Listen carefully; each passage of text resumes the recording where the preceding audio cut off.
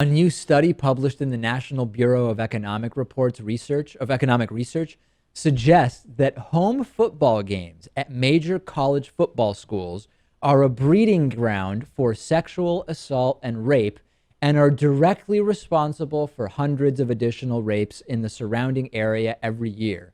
This study looked at what are called FBS schools. They were previously known as Division 1A schools, usually the best football teams at colleges in the country.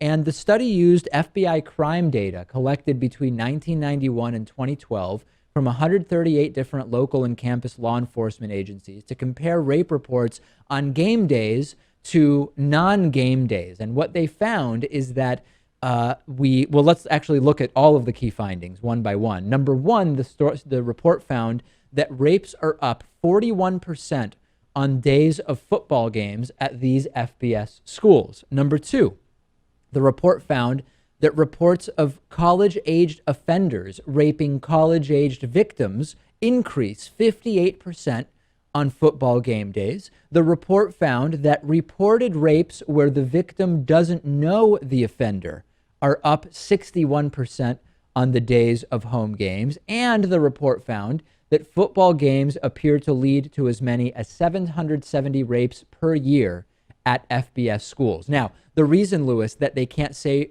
for sure how many rapes are related to the football games is that when you have more people in an area, you would expect to see more rapes merely by virtue of having more people in the area, and to attribute it specifically to the sort of bro football college sport culture would be somewhat speculative. And the reality is, and the study says this is not about college football specifically. This is more about the general atmosphere that takes place when we have these types of events. You could probably apply it to any number of sports. Yeah, it's the party atmosphere. And, right. In the South especially, nothing is bigger than college football. And, Dave, you have tons of young people.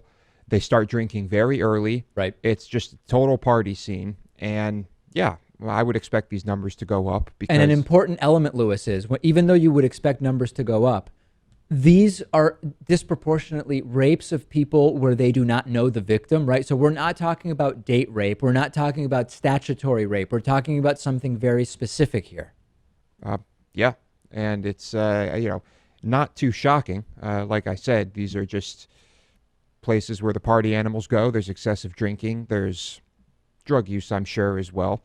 Your team has a good game, you go crazy. Your team has a bad game, you go crazy. But still, Lewis, I mean, I know what you're saying about alcohol and drugs, but if you get drunk, you're not going out and raping women, right? So to a certain degree, we can't just say, oh, it's because of drugs and alcohol. No. But what they do is the alcohol disinhibits. Yeah. And so where you have excessive drinking among this number of people, yes, this disinhibits. We're talking about bad people, but the alcohol is kind of the catalyst. I think that that's a fair assessment. I'd be curious to hear the thoughts from our audience about this. Check out the study. Let me know.